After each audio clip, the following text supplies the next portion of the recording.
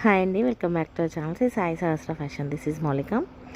So ఈ గింజలను ఎప్పుడైనా చూసారా మీరు? గురువింద గింజలు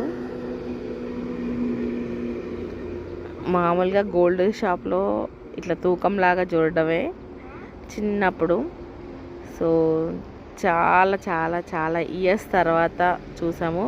మన వినాయకుడిని చేసినప్పుడు కూడా కళ్ళలాగా యూజ్ చేస్తాం కదా, వినాయకుడి కళ్ళు పెట్టడానికి కూడా బాగా యూజ్ చేస్తుండే చిన్నగా ఉన్నప్పుడు.